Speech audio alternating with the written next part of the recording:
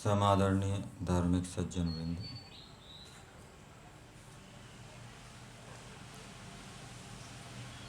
परमेश्वर ने सृष्टि के प्रारंभ में वेदों का ज्ञान दिया ताकि मनुष्य लोग परमेश्वर को जान सकें, सृष्टि को जान सकें और इनको जानकर सांसारिक सुख और मोक्ष सुख को प्राप्त कर सकें। वेद के अंदर मनुष्यों के लिए विधि निषेध किया गया है। जो मनुष्य उनके अनुकूल आचरण करते हैं, परमेश्वर उनके अज्ञान को दूर करके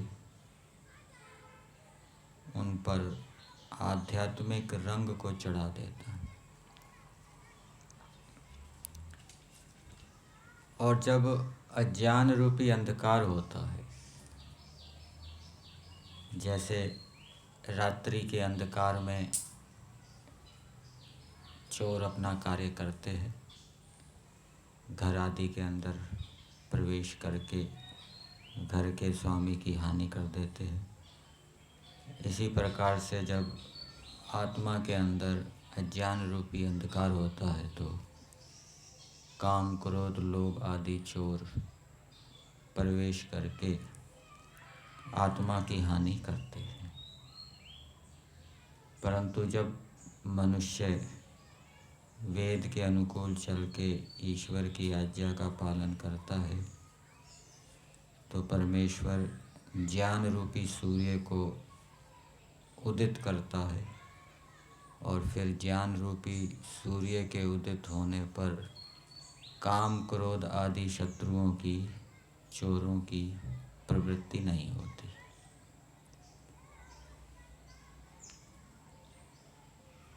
तो काम, क्रोध आदि चोर हमें पीड़ित ना करें, हमारे ऊपर आध्यात्मिक रंग चढ़े, इसके लिए हमें वेद को पढ़कर वेद के अंदर जो मनुष्यों के लिए आज्ञाएं दी गई है उन आज्ञाओं को जानना चाहिए।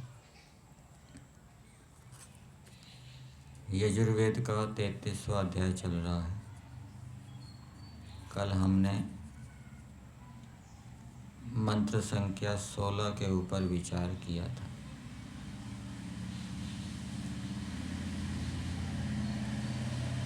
और उस मंत्र में राजा कैसा होना चाहिए वो निर्देश परमेश्वर ने किया। परमेश्वर स्वयं राजा है और जितने भी लोकांतर हैं उनके अंदर रहने वाली जितनी प्रजाएं हैं वे सब परमेश्वर राजा की प्रजाएं हैं। परमेश्वर उनका पालन करता है और परमेश्वर एक सर्वोत्तम राजा है, उसके बराबर का, उसके तुल्य कोई नहीं है। तो परमेश्वर चाहता है कि मनुष्यों का भी राजा ऐसा हो जो कि श्रेष्ठ हो, सर्वोत्तम हो, जिसके तुल्य दूसरा कोई ना हो। तो जब ऐसा राजा बनाया जाता है तब प्रजा का पालन अच्छी प्रकार से होता है। मंत्र के अंदर राजा की कुछ विशेषताएं बताई थी कि वो स्थिर बुद्धि वालों में सबसे अधिक स्थिर बुद्धि वाला हो, गंभीर सूक्ष्म चिंतन से युक्त हो, सबसे अधिक पूजनीय हो, सत्कार करने योग्य हो और उसके अंदर सबसे अधिक रुचि प्रजा की सेवा करने की हो। अलग अलग मनुष्यों में अलग अलग भावनाएं होती है सेवा करने की, तो जिसमें सबसे अधिक मनुष्य आदि प्राणियों की सेवा करने की भावना हो, जो इस कार्य को उत्साह से करे, दृढ़ता से करे, उसको राजा बनाना चाहिए। आज मंत्र संख्या 17 का स्वाध्याय किया गया। इसमें भी राजधर्म का विषय बताया गया है।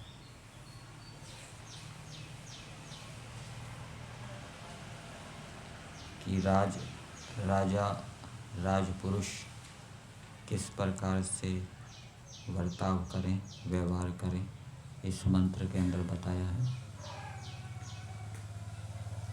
मंत्र है महो अग्नेः समिधानस्य शर्मणि अनागा मित्रे वरुणे स्वस्तये श्रेष्ठे श्याम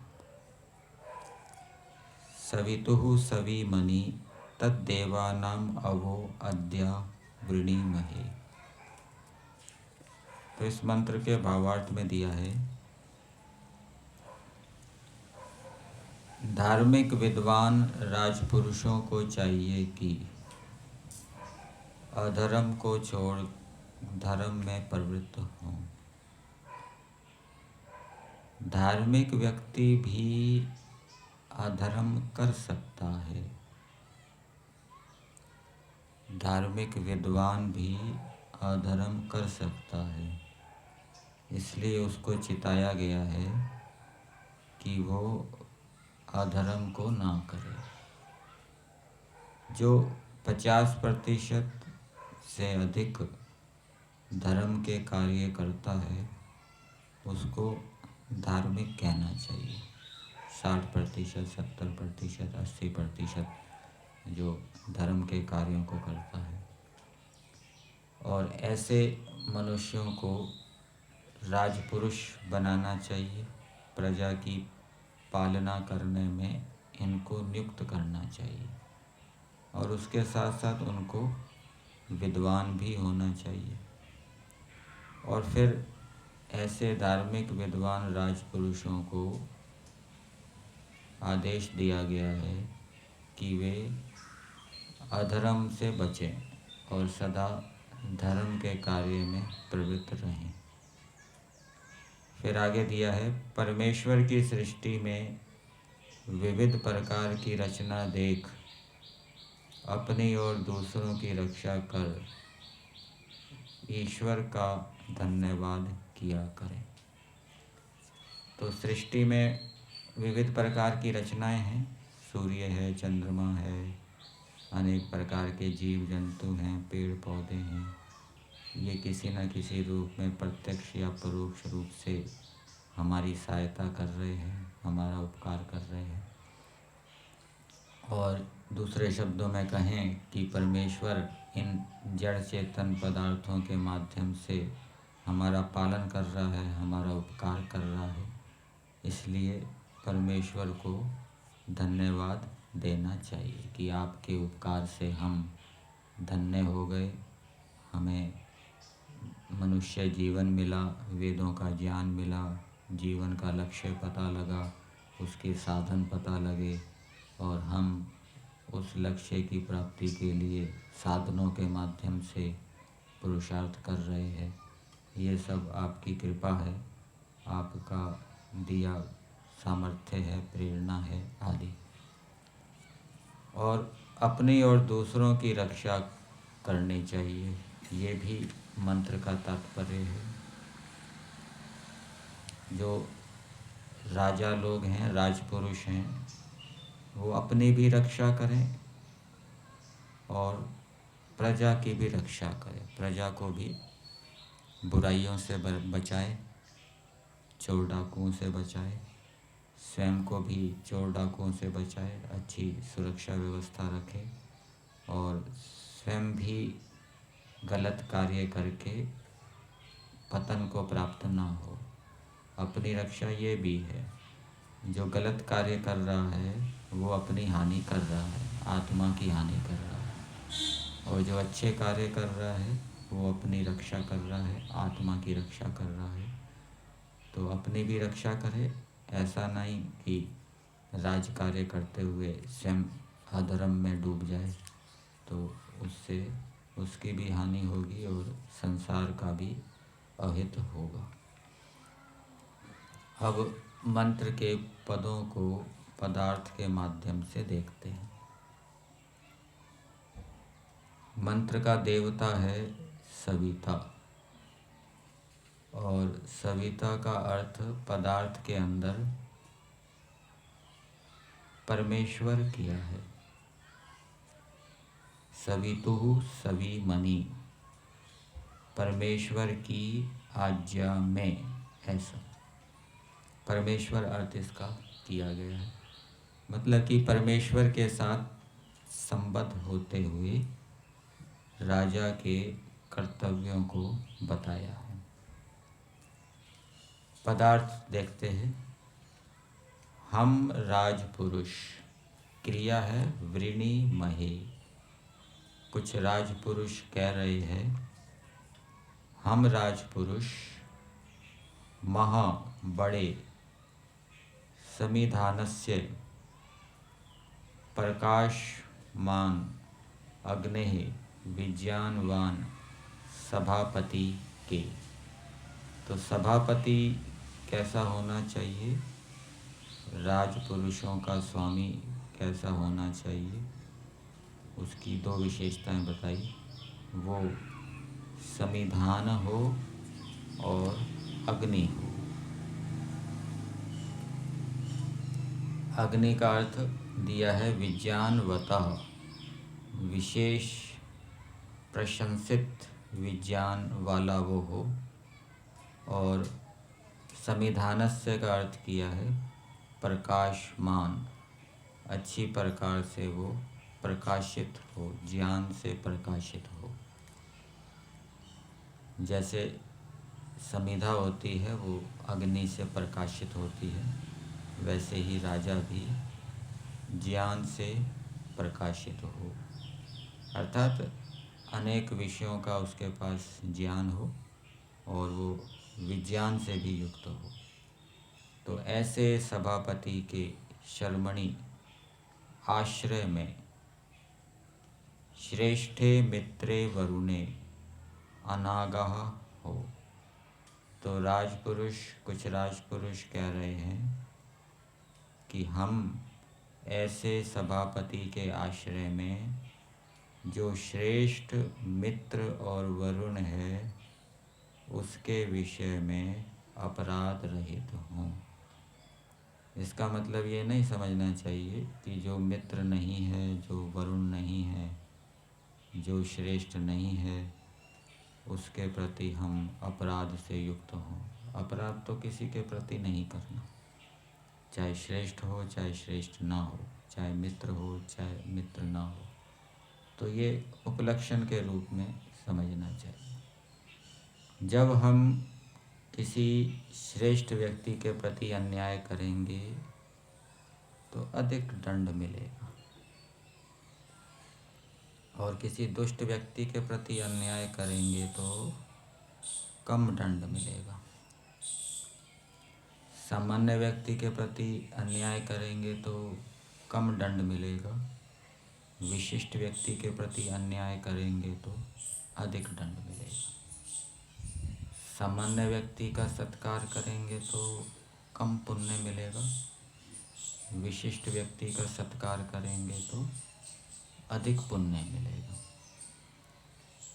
तो अच्छे व्यक्ति के प्रति हम अपराध रहित हों, अर्थात राष्ट्र के अंदर, देश के अंदर जो अच्छे व्यक्ति हैं, श्रेष्ठ हैं, अच्छे अच्छे गुण कर्म स्वभावों से युक्त हैं, कोई बलवान है, कोई सहनशील है, कोई सेवाभावी है, कोई पुरुषार्थी है, कोई दानी है, कोई समाज सेवी है, आदि आदि ऐसे ऐसे गुणों से जो युक्त हैं, उनके प्रति हम अपराध ना करें, अन्याय ना करें। ऐसे ही जो मित्र हैं, सबका हित चाहते हैं, देश के अंदर, समाज के अंदर जो साधु संत हैं, जो विद्या का उपदेश करते हैं, धर्म का उपदेश करते हैं, प्रचार करते हैं, उनके प्रति हम कोई अपराध ना करें, राजपुरुष। इसी प्रकार से जो वरुण व्यक्ति हैं, स्वीकार करने योग्य। फिर आगे दिया है, अद्य आज सवितुः, सब जगत के उत्पादक परमेश्वर की। सवित्री शब्द है, ये परमेश्वर के लिए प्रयोग होता है। शु प्रसव ऐश्वर्य धातु है, प्रसव का अर्थ होता है उत्पत्ति। सब जगत को जो परमेश्वर उत्पन्न करता है, उसकी सभी मनी आज्ञा में वर्तमान, स्वस्थये सुख के लिए, देवानाम विद्वानों के उस वेदोक्त अवाह रक्षा आदि कर्म को हम स्वीकार करें। तो कुछ राजपुरुष निवेदन कर रहे हैं या प्रार्थना कर रहे हैं कि हम परमेश्वर की आज्ञा में रहते हुए सुख के लिए विद्वानों के द्वारा जो बताए गए रक्षा आदि कर्म हैं, उसको स्वीकार करें। राजा का कार्य होता है प्रजा की रक्षा करना, और वो अनेक प्रकार से प्रजा की रक्षा करता है। शिक्षा के माध्यम से, स्वास्थ्य के माध्यम से, और शारीरिक सुरक्षा आदि के माध्यम से, पुलिस आदि के माध्यम से। तो ये राजपुरुष जितने भी रक्षा आदि कार्य कर रहे हैं, ये सब क्या हैं, वो ईश्वर की आज्ञा में रहते हुए करें, ईश्वर की आज्ञा का उल्लंघन करते हुए ना करें।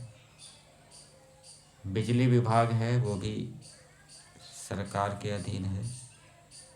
पानी का विभाग है, सिंचाई विभाग, वो भी सरकार के अधीन है। पानी आदि की सप्लाई करना, बिजली की सप्लाई करना। रेल विभाग है, और बस यान आदि का विभाग है। सरकारी बसें चलती हैं, रेलें चलती है, वायुयान है, कुछ वायुयान सरकारी भी होते हैं। तो इन सब के अंदर जो सरकारी कर्मचारी हैं, काम करने वाले अधिकारी व्यक्ति, वो सब ईश्वर की आज्ञा में रहते हुए अपने रक्षा आदि कर्मों को स्वीकार करें। तो मंत्र का संदेश राजपुरुषों के लिए दिया है विशेष रूप से, ये सभी मनुष्यों के ऊपर घट जाएगा।